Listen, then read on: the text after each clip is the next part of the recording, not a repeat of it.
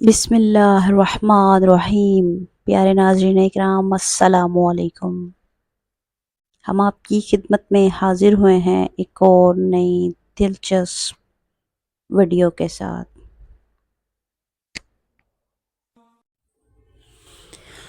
پرانے وقتوں کی بات ہے، کسی جنگل میں ایک لکڑہارا رہا کرتا تھا۔ اس کی ایک بیٹی تھی جو کہ بہت خوبصورت تھی، جس کا نام عائشہ تھا۔ وہ لکڑہارا بہت غریب تھا۔ وہ لکڑیاں بیچ کر اپنا اور اپنے بیوی بچوں کا پیٹ پالتا تھا، مگر اس لکڑہارے میں ایک صفت تھی کہ وہ بہت محنت کرتا تھا۔ ہر حال میں خدا کی رضا میں راضی رہنے والا تھا۔ ہر حال میں اللہ تبارک و تعالیٰ کا شکر ادا کرنے والا تھا۔ ایسے ہی وقت چلتا گیا۔ وہ لکڑہارا روز جنگل میں جاتا، وہاں سے لکڑیاں کاٹتا، لکڑیاں کاٹنے کے بعد اکٹھا کرتا، اکٹھا کر کے ان کو شہر لے جا کر بیچ دیتا۔ وہاں سے جو بھی اس کو مزدوری ملتی، اس سے وہ اپنے ضروریات زندگی کا تمام تر سامان لے آتا، اور ایسے ہی وہ اپنا اور اپنے بیوی بچوں کا پیٹ پالتا۔ ناظرین، بے شک وہ نہایت غریب انسان تھا، مگر اللہ تعالیٰ نے اس میں صفت رکھی تھی کہ وہ ہر حال میں اپنے خدا کا شکر ادا کرتا تھا۔ اس کی ایک بہت ہی خوبصورت بیٹی تھی جس کا نام عائشہ تھا۔ بالکل چھوٹی سی تھی جب سے لکڑہارے کو اسی حالت میں وہ محنت کرتے اپنے باپ کو دیکھتی ہے۔ ایسے ہی وہ پروان چڑھتی گئی، جوان ہوتی گئی۔ اس کا والد ایسے ہی محنت کرتا گیا۔ کبھی کبھار وہ حالات سے تنگ آ کر اپنے بابا جان سے شکوہ کرتی کہ بابا جان، کیا ہماری زندگی بس یہی ہے کہ ہم نے کوئی آسائش، کوئی خواہش، کچھ بھی نہیں دیکھا؟ ساتھ ہماری محنت کرتی ہے، بیچتی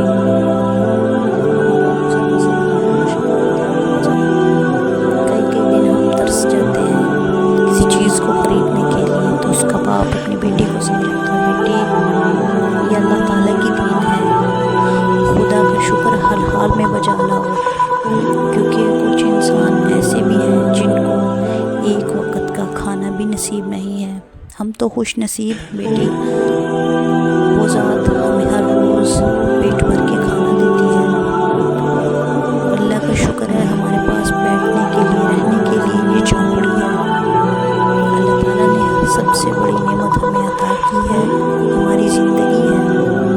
زندگی کی قدر کرو بیٹی۔ وہ اپنی بیٹی کو سمجھاتا، بیٹی سمجھ جاتی، مگر دل ہی دل میں وہ سوچتی، جب دوسرے لوگوں کی طرف دیکھتی تو اس کا بھی دل چاہتا ہے کہ وہ اچھے کپڑے پہنے، اچھا کھانا کھائے، اچھے گھر میں رہے، مگر جب وہ اپنے والدین کی طرف دیکھتی تو پھر وہ چپ ہو جاتی۔ ایسے ہی ٹائم گزرتا گیا۔ ایک دن اچانک یوں ہوا کہ لکڑہارا بیمار پڑ گیا۔ جب وہ بیمار ہوا تو وہ کام پر نہیں جا سکا۔ گھر میں کوئی چیز کھانے پینے کو موجود نہیں تھی۔ تو لکڑہارے نے اپنی بیوی اور بیٹی سے کہا کہ آج تو میں کام پہ جا نہیں سکتا، اور مجھ سے یہ بات بھی برداشت نہیں ہو رہی کہ تم لوگ بھوکے ہو۔ تو اس کی بیوی اور بیٹی نے کہا کہ کوئی بات نہیں، ہم گزارا کر لیں گے، اللہ تعالیٰ آپ کو صحت یاب کرے، آپ پھر سے کام پہ جائیں، پھر سے ہم کھانا کھا لیں گے۔ مگر لکڑہارے سے رہا نہ گیا۔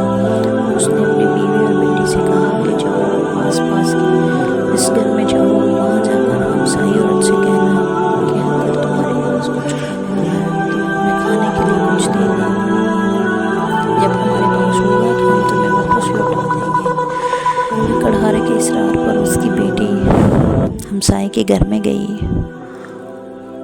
جب ہمسائے کے گھر میں گئی تو اس نے ہمسائی عورت سے کہا کہ میرے ابا جان بیمار ہیں، وہ کام پر نہیں گئے اور ہمارے گھر میں کھانے کو کچھ نہیں ہے، تو برائے مہربانی آپ ہمیں کچھ کھانے کو دیں، جب ہمارے پاس ہوگا تو ہم آپ کا ادار لوٹا دیں گے۔ اس عورت نے اس بچی کی بات نہ سنی، اسے کہا کہ تم لوگوں کا تو کام ہے مانگنا، تم غریب لوگ اسی لیے پیدا ہوتے ہو جو دوسروں کے آگے ہاتھ پھیلاتے ہو مانگنے کے لیے۔ تو عائشہ نے کہا ایسا نہیں، ایسا مت کہیے، میرے ابو جان ہمیشہ محنت سے حلال رزق کماتے ہیں، ہمیں کھلاتے ہیں، مگر آج میرے ابا جان بیمار ہیں تو اس وجہ سے میں آپ کے پاس پہنچی ہوں۔ ہاں میں وعدہ کرتی ہوں کہ میں جو آپ سے لے کے جاؤں گی جب میرے ابا جان ٹھیک ہو جائیں گے وہ آپ کو لوٹا دوں گی، مگر وہ عورت نہ مانی۔ اس نے عائشہ کو کچھ بھی نہ دیا۔ عائشہ دروازے سے پلٹنے لگی تو وہ دیکھتی ہے کہ وہ ہمسائی عورت کلیجی بنا رہی ہے۔ عائشہ کا بہت دل چاہا کلیجی کھانے کو، وہ پھر پلٹی کہ شاید وہ عورت اس پہ رحم کھا لے۔ عائشہ نے پھر سے مانگا کہ آپ مجھے تھوڑا سا سالن دے دیں، مگر اس عورت نے شفاف طریقے سے انکار کر دیا۔ عائشہ کو بہت دکھ ہوا، وہ واپس آئی۔ اس کے بابا جان نے اس سے پوچھا بیٹی کیا ہوا ہے؟ اس نے اپنے ابا جان کو تمام داستان سنائی۔ اس کے باپ نے اس کے سر پہ ہاتھ رکھا اور کہا بیٹی فکر مت کرو، میں ٹھیک ہو جاؤں تمہارے لیے ضرور کلیجی لے کے آؤں گا، تم جی بھر کے کھانا۔ ناظرین، اللہ تعالیٰ نے 2 سے 3 دن کے بعد اس لکڑہارے کو شفا دے دی۔ لکڑہارا جنگل میں گیا، لکڑیاں کاٹی اور اس کو شہر لے کے چلا گیا بیچنے کے لیے۔ جب شہر گیا تو وہاں وہ دیکھتا ہے کہ ایک خوبصورت نوجوان دیکھتا ہے کہ وہ بوڑھا بازار میں لکڑیاں اٹھائی بیچنے کے لیے آتا ہے۔